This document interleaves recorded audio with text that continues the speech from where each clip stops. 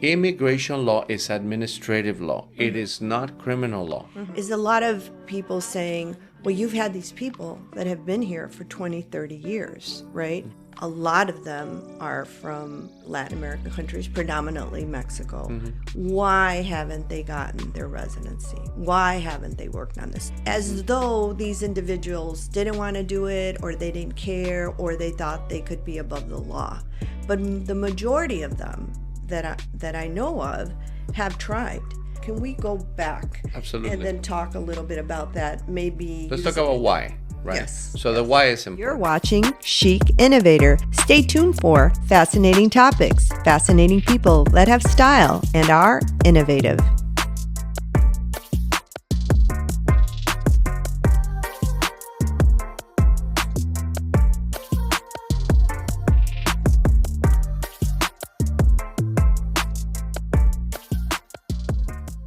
Hi, everybody. Well, Salvador, thank you so much for being here with us today.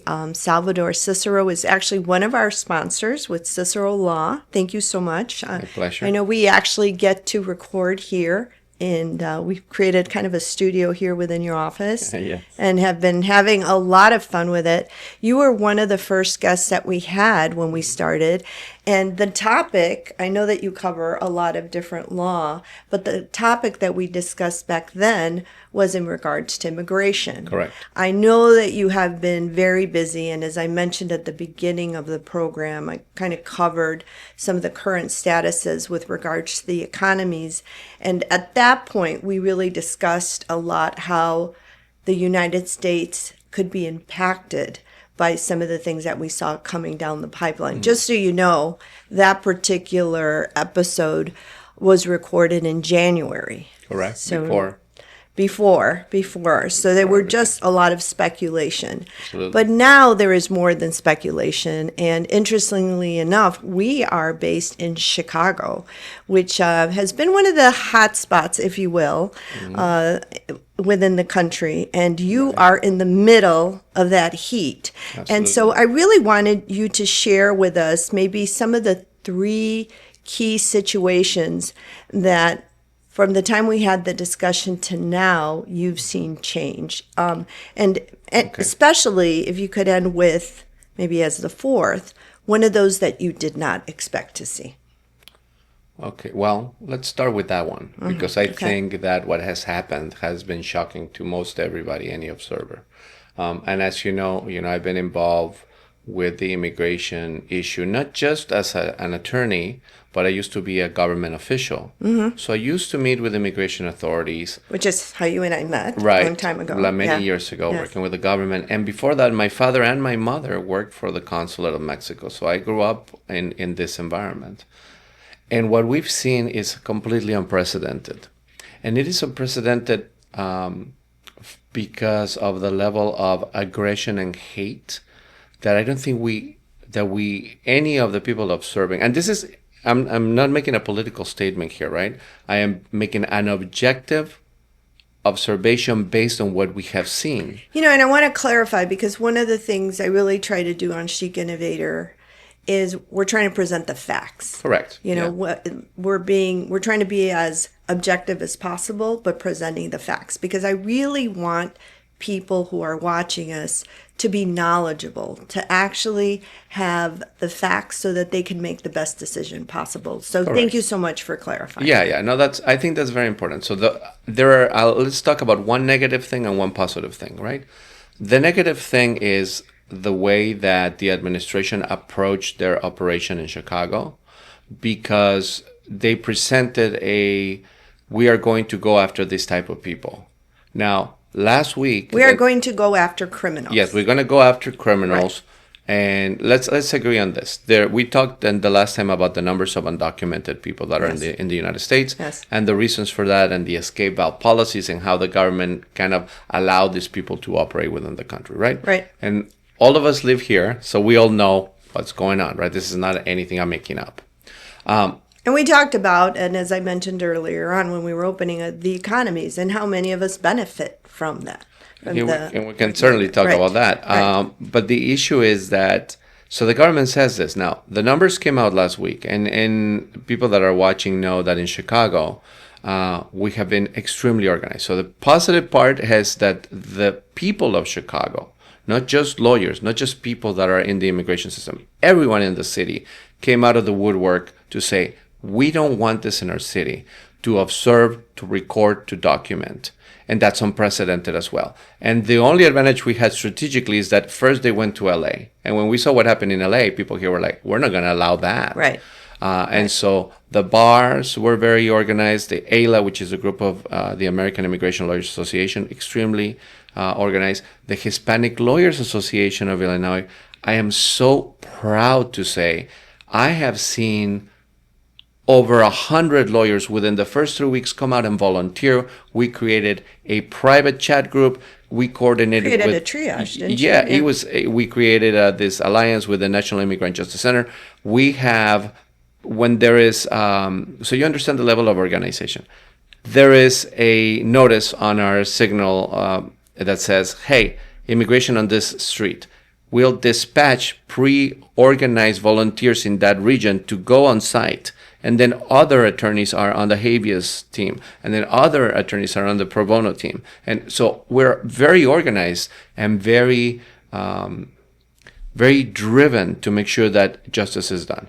So because of this great effort, we know that out of the 615 people that were detained, right? Because there's more than that, but there's about 3,000 people. Right. But we've identified, so the National Immigrant Justice Center put in this great lawsuit, right? You guys have heard about it, where they went to the federal court and said, hey, you guys, we had a previous agreement with immigration. Because remember, this is not new, the situation with immigration. So they had already broken some rules, and they were all under a federal mandate, a consent decree to follow the rules. So then they come to Chicago and they break the consent decree, and we file basically to say, hey, you have to observe this. So the judge says, which I think is important to note, because I think that the majority of people did not know about the consent decree. Correct. So thank you for that. Correct. So this consent decree was already in place from 2022.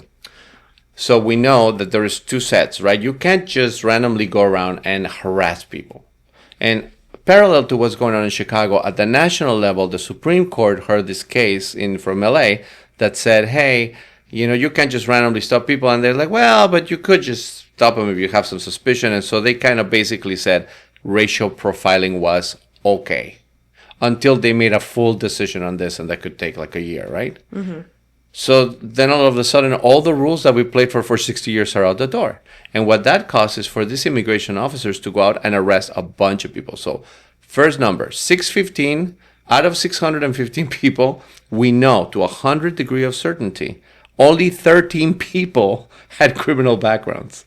And I'm sorry, I don't mean to laugh, but it's just ludicrous to me that the government means to say, well, no, we're just, going after all these dangerous criminals. Which they are not. Which what it really is because you look a certain way or you act a certain way in their eyes. Absolutely. In their eyes. And we have had instances in various parts of the country where even the same citizen gets detained. Now, today it's the middle of November, and the Midway Blitz kind of is going down a little bit, and they just started this weekend the operation in the Carolinas, right? They're in Charlotte. And all right, so they just started Charlotte this morning, and they have already verified a case of a U.S. citizen that was detained not only once but twice in one day. Yes, I saw that this morning. So let's talk about the U.S. citizens. As far as we know, from the last data I verified before coming on the program, 170 U.S. citizens have been detained. Let's repeat that. So it's 170 yes, and citizens have been detained. And between 20 and 30 of those are children.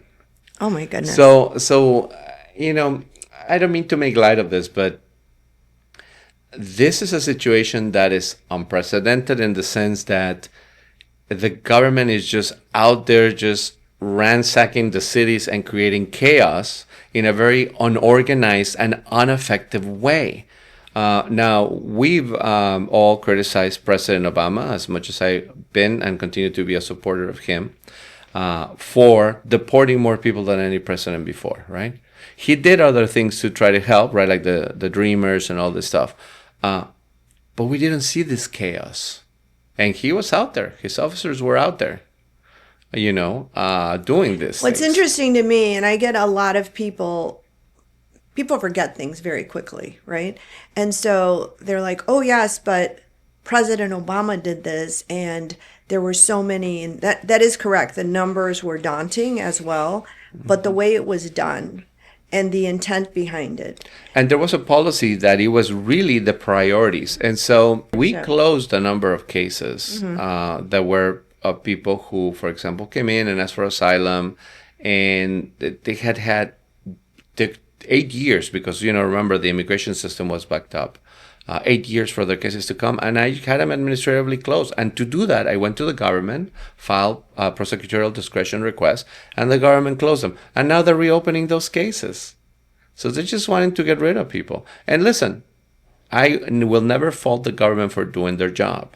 But as an attorney and an officer of the court, right, because we are officers of the court, and somebody, I would like to remind everyone watching, I have worked with prosecutors before too. I used to do anti-human trafficking work. Right. So this is not a defense versus prosecution issue. It's an issue of rule of law. We have rules, and we have methods, and we have priorities. And you cannot say these are the priorities and do something that's counter to those priorities, right? Which is what's happening. And so it's very disheartening for us as attorneys to see this. So we have no choice. Let's talk a little bit about this, because I think rule of law and priorities. One of the big questions that is out there that a lot of people are talking about, I know you're getting this, I'm getting this all the time, and is a lot of people saying, well, you've had these people that have been here for 20, 30 years, right? A lot of them are from Latin American countries, predominantly Mexico. Why haven't they gotten their residency? Why haven't they worked on this? So what I'd like you to focus on a little bit, because I think that's a big question, as though these individuals didn't want to do it, or they didn't care, or they thought they could be above the law. But the majority of them that I know of have tried. And the rule of law has not been clear. Our system of immigration is not clear. So could we talk a little bit about that? Can we go back? Absolutely. And then talk a little bit about that? Maybe let's talk about why, right? Yes. So the why is important. Yes. Okay. So in order for you to adjust your status, right, you have to come in with inspection. If you don't have inspection, meaning you snuck into the country, we changed the law in 1996. Prior to that 1996 law, you could just pay a fine and then go on with your life. So the people who had pending petitions up to through 2001 were able to eventually fix their papers. So point number one, the law has not changed since 1996. Point number two, that law was very badly written, and it is the cause of all the problems we have. Point number three, there has been no immigration reform in this country for 31 years. Yes, exactly. And so, although everybody talks about it. Yeah, everybody talks about it. Both parties have said yes. None of them have proposed anything. And so basically, if you come in without inspection, right, most undocumented people here, well, no, not most. Let's recap that. I believe that about half of the people who remain undocumented came in with a visa and then overstayed. Those people, because they came in with a visa, may be able to fix their papers and get a residency, unless they committed crimes and other things that make them ineligible. The other many millions of people who just snuck in, right, all those people have to leave the country. So President Obama created this ability for them to submit a waiver and not leave until that was addressed and actually approved or not approved. You didn't get approved, then that's it, right? You withdraw your application. You don't get stuck outside the country. In addition, it's not an easy situation. It's very complicated. And if you had minor issues with the law that exists is also counterintuitive. I'll give you an example. It is worse to steal a candy, because theft is a crime involving moral turpitude, right, than to punch somebody. Where in real life, right, I would say that stealing a candy is probably not as bad as punching someone, but the consequences for immigration are not the same. So if you get caught with a rock of cocaine, the little rock, you're out. You don't get bond. But if you get caught with, 200 grams of marijuana, you could argue that you could get bond. The other one, you don't even get to argue. You're just statutorily denied. So that doesn't make sense, because that was written based on laws, on priorities that were political at the time when this law was created, right? Well, a lot of these usually are. Yeah, and so, but the more important issue here, Unfortunately, and it should not be, right? the more important issue here is that all those millions of people are able to work within the country, get income tax ID numbers, own homes, have bank accounts, and operate at 90% like any citizen or legal permanent resident would. So we've created a system that invites undocumented people and allows them to operate within. No, and as we've talked about at the beginning and in the last, we benefit from that because we Absolutely. get billions of dollars from those undocumented. And a lot of them don't go in and get any money back from their income taxes because they're afraid to, right? So we're benefiting from that, but they're not. Not only that, our industries depend on them, and that is what where the political discourse is a little hidden, right? Nobody talks. Democrats or Republicans don't talk about this. Many industries have as much as a fifth, a fourth of the entire industry that rely on this. These are humongous numbers. They're not minor things. And with all of these operatives, especially in California, where there's a lot of farming, we saw the issues that they had with affecting the businesses where they would conduct these events, to arrest all these people. So, and it's continuing. And I know from Mexico's perspective, or a lot of those that are hired as agricultural workers, a lot of them don't want to come in now.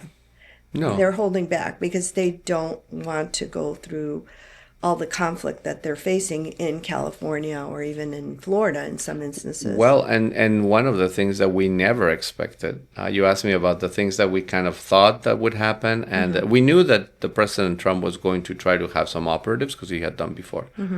We did not understand. So the first time the administration came about, there were a number of people in place that were like, oh, we're not going to do that. That's illegal. We're not going to do this. This is not proper. All those people are gone. So the first thing that President Trump did is get rid of anybody who would say no to him. And that is not really the way that the country has been working before Mr. Trump became president, right? You had people like William Barr that he appointed who said, yeah, but I'm not going to do all this crazy stuff you want me to do.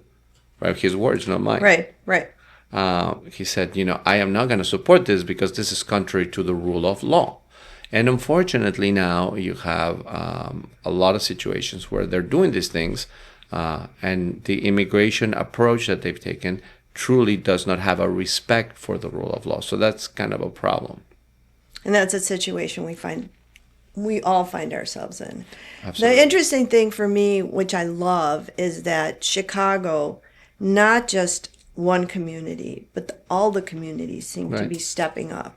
And they're saying, we're not going to allow this here. And I don't mean, again, just attorneys or even businesses. It's people across the board. So right. But they attacked, to be fair, they felt attacked. Yes. You had white neighborhoods, right, that you could call them white, mostly white neighborhoods, where immigration was having operations. And they were arresting and harassing people. I don't know if you remember, for you guys that are not familiar with Chicago, the Lincoln Park neighborhood is a nicer neighborhood, wealthier neighborhood. Yeah, They attacked. I live there. It's my hood. She lives. Yes. Of course, she would. No, in all seriousness, they attacked a 70-year-old guy. Yes. And it was all over the news. So not only the way that they have conducted it has been aggressive, right? Yeah. I think that everyone who lives in these cities, at least, not just Chicago, but Charlotte's in the South. Oh, Charlotte's interesting to watch. It was interesting this morning to hear the mayor's comments, and it's going to be interesting to see how they handle it. They're not happy. They're not happy. This is, and mayors, both Republican and Democrat, are not okay with a lot of what's going on. It's because they're in touch with the people. And so this is really affecting businesses. It's affecting restaurants. Here in Chicago, there was a whole campaign for people to go to specific areas that were being heavily bombarded by immigration to go and purchase from the businesses because the streets were empty. Yes. A friend of mine who is also in Lincoln Park and is rehabbing his house told me just yesterday that he came back from a trip and he called his workers as nobody was at work. Oh. And the worker was like, hey, I'll come help you, but you got to come pick me up. Yeah. And you got to bring me back home. And then on the way back home, he's like, hey, I got to go to Home Depot to pick up. I'm like, you're taking me home Not first. Home Depot. And then you can go to Home Depot.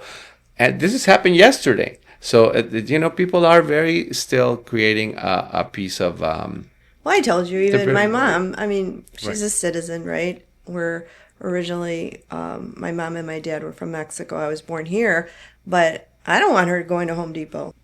Well, I want to bring up a very important point, I think. Well, Okay. to me, it's very important. Okay.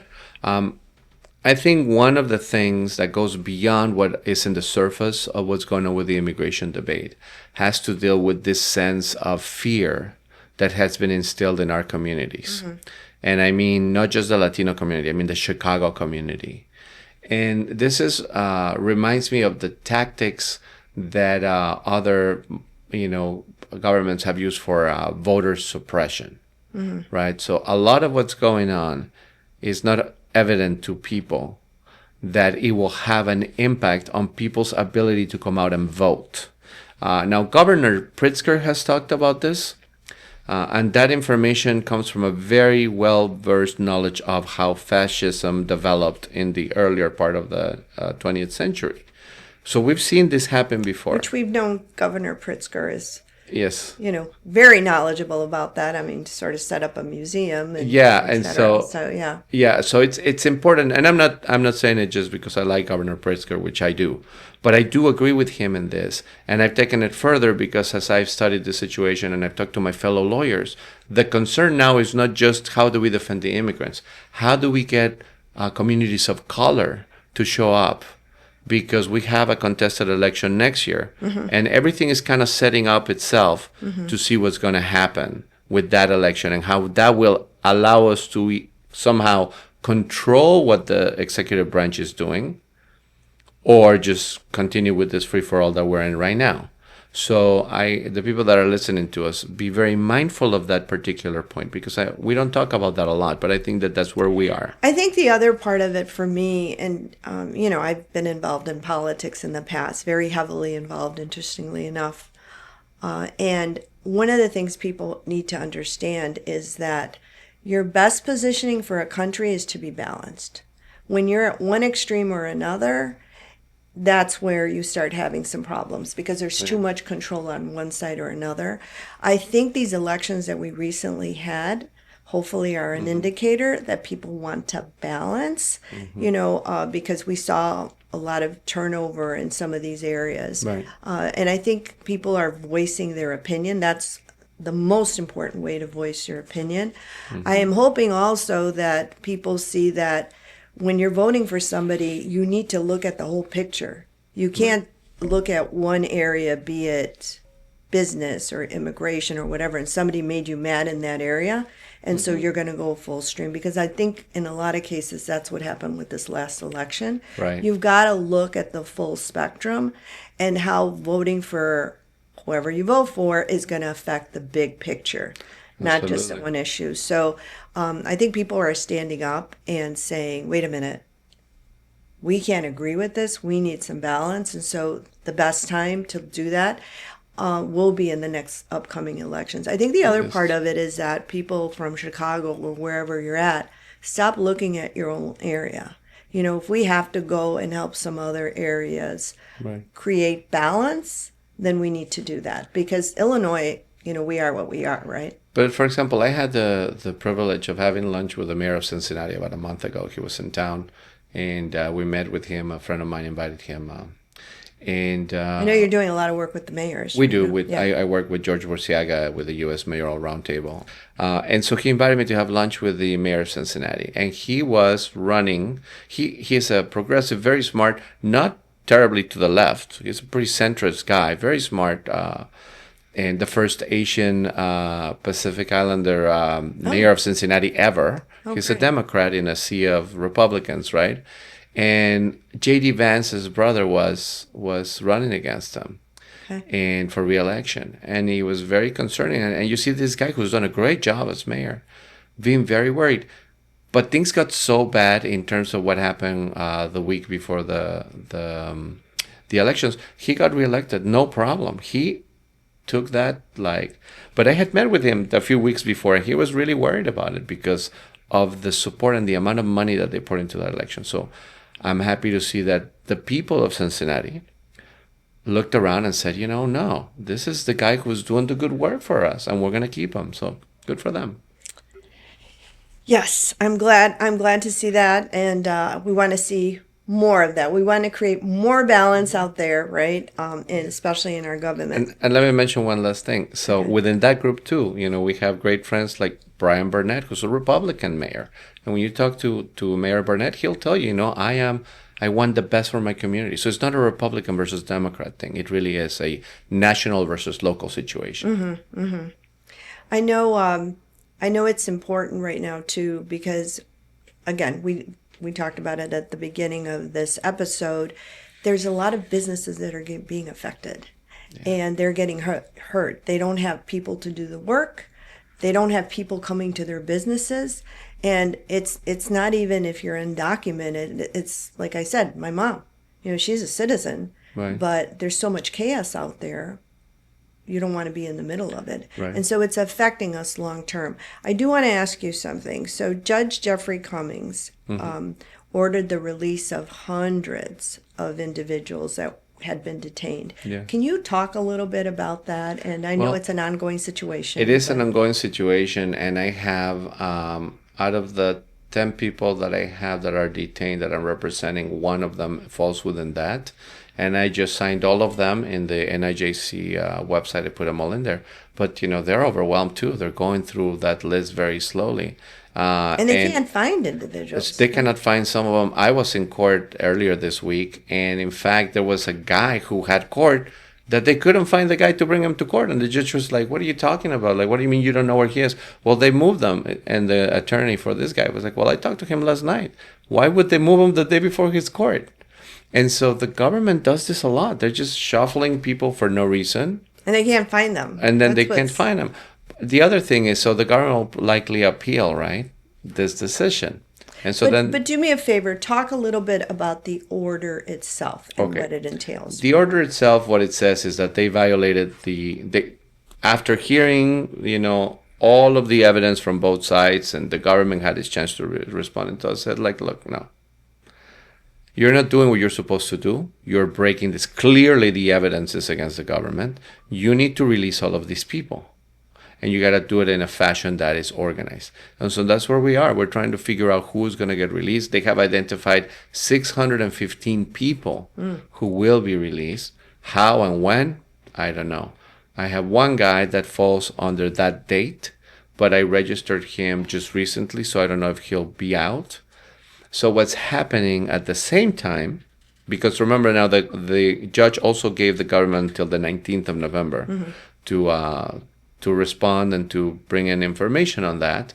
So people are not going to get released until then, right? And then you have to figure out, then it goes back for the judge, the immigration judge, for them to get the 1,500. So it's not a automatic, everybody gets out next week. Right. But tell us why the judge originally looked at this. Because immigration just came in and started just arresting people willy-nilly without any reason, shape, or form. And the more that we learned about the people they were detaining, we realized that none of the, or the vast majority of these people were not doing anything. And I like to because initially they were supposed to be coming in because they were looking for criminals. Absolutely. Right? And I love using specific examples. This is not me making up stuff, right? Mm-hmm. So of the 8 guys that I am representing, the 10 guys that I have, not a single one of them was doing anything illegal.